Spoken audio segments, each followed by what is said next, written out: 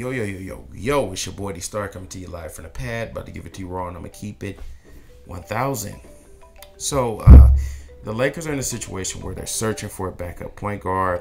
The backup point guard that they're looking for is between Derrick Rose, Ian Clark, Tyler Ennis, and a host of other point guards that I haven't mentioned.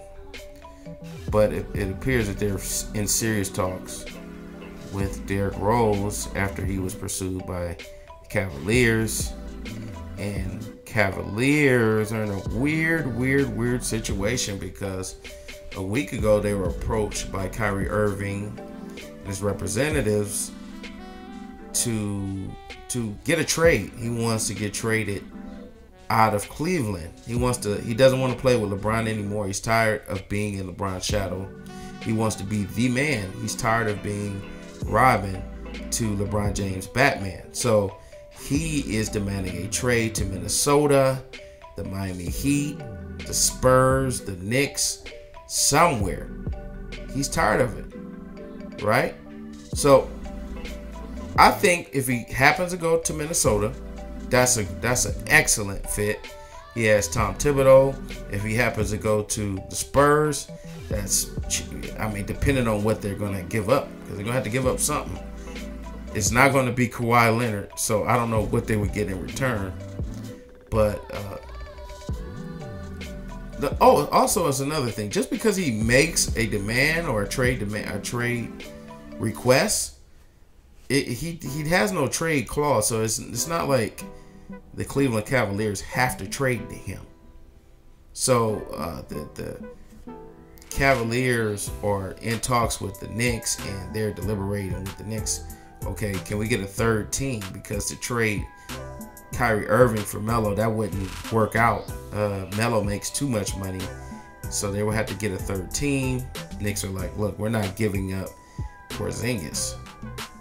So there's a lot of scrambling going on. This is like one of the craziest off seasons that I've seen or witnessed in quite some time. But there's a lot of movement going on. And particularly, it's crazy because all of the talent is headed westbound. And the East is kind of weak. You still have some stars out there. You have John Wall, Kemba Walker. You have, the Celtics. Gordon Hayward, he went east. But all of the talent appears to be wanting to go westbound. And the Western Conference is going to be vicious, especially if the Cavaliers pull off a trade and Kyrie Irving decides that he wants to he becomes a Timberwolf or he becomes a Spur. It's going to be too damn much, especially on the West Coast. But nothing really happens with Rose until Cleveland Cavaliers decide what they want to do, because Cleveland could easily say, look, we're not trading him, point blank, period. If you guys want him, you guys just have to wait. They kind of do what Jerry Buss did, where Jerry Buss had told Kobe, look, I'm not trading you for a bunch of smaller diamonds. You just got to go through it. But purportedly, LeBron was blindsided, didn't see it. He knew it. He knew about it for a day or two or quite some time, but it just threw him off. Like, wow, okay. And he's saying he's hands off. He's gonna let Dan Gilbert handle it. He wants nothing to do with it because everybody knows that LeBron's a GM. So he's hands off.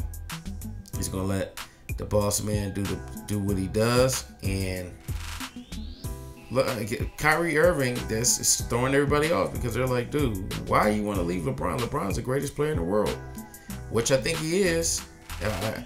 I don't see him in a decline. I think he's at a plateau where he wants to chill out during the season, kind of let the other players do enough to where they get about 50 wins, anywhere between 50 to 65 wins or whatever they get. And then he says, okay, we made it in the playoffs. We might have been the second seed or the third, whatever seed we got it, but we got in the playoffs. Once we got in the playoffs, yeah, then we can start playing for real and crush the teams, because he's a little bit older, so he has to preserve his body. So, of course, he's not the LeBron that he was in 2010, per se. But he is a beast, especially when he has to turn it on in the playoffs. So he's not a guy that's going to be dominating the season. He's the type of guy where he's just going to come in. He's going to dominate when he has to dominate to get to the playoffs. Once he gets to the playoffs, he's going to take your team to the finals, whether it's the Western Finals, Eastern Finals, or the finals, period. That's just what LeBron is. And Kyrie, he had a higher usage rate. So they was like, everybody's like, why would he leave LeBron if he has a high usage rate and he's already, this is the best position he could be in? Well, Kyrie doesn't see it like that. And you got to look at it from Kyrie's point of view. Let's just play devil's advocate. If you're Kyrie Irving, do you really want to just sit there like a single mom, like a lonely mom, just waiting for this guy to leave you high and dry next season, when all of the reports say that he's going to be a Laker? Or if he's not going to be a Laker, he's going to consider some other team next season. He's not going to be a Cavalier, because the so-called situation is with the Cavaliers is just dysfunctional. There was even a report that he wanted to play with the Bulls if the Bulls didn't trade Jimmy Butler, which leads me to believe that he was at someone that told Jimmy Butler that the Cavaliers are dysfunctional. You don't want to come here.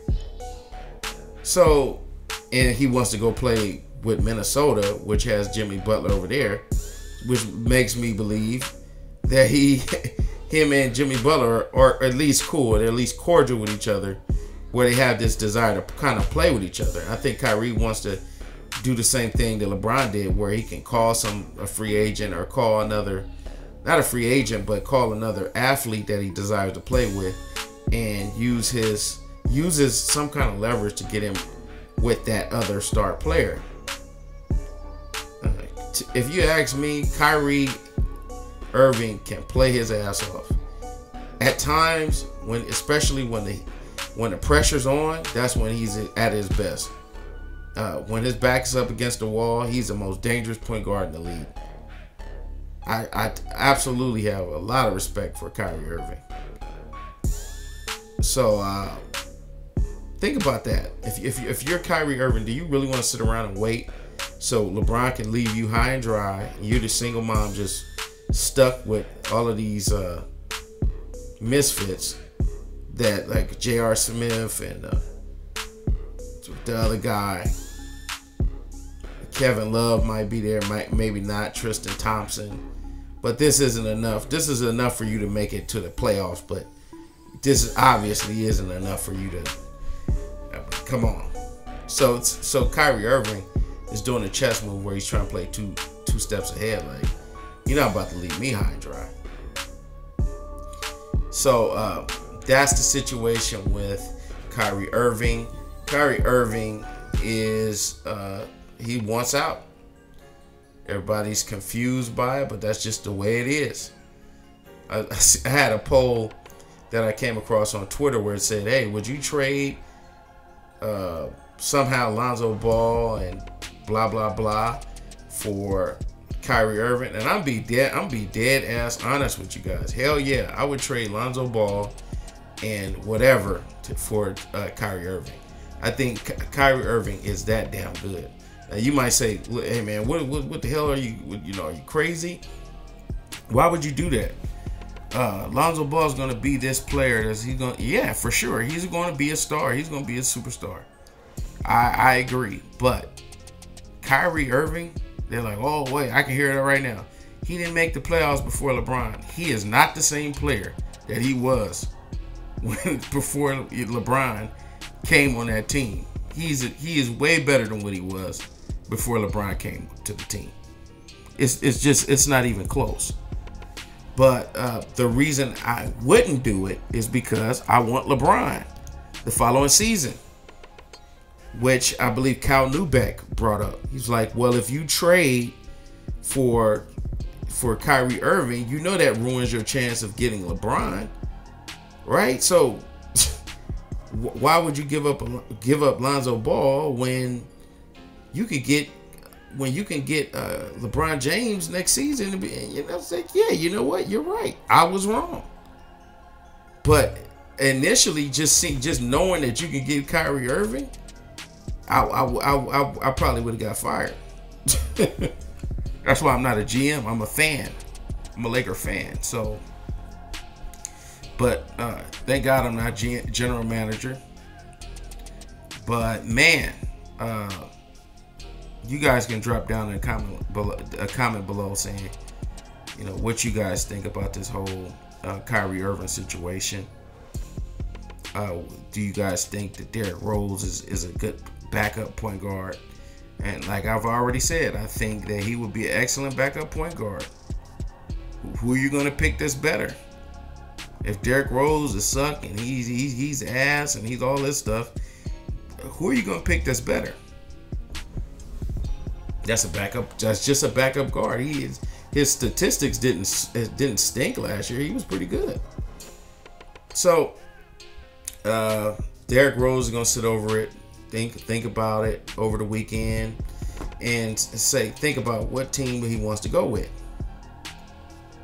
And who knows? The Cavaliers could just easily say, look, man, we're going to shut down the trade talks and we're just going to leave it like that. And then the decision should be easy. But Magic seems like a guy who is a smart businessman, but at the same time patient, but at the same time want to do what's best for the franchise as a whole. That's my take on everything. Hopefully I didn't miss anything. It's your boy D Star. Like, comment, subscribe, and I'm out, man. Drop a comment below. Don't forget to share.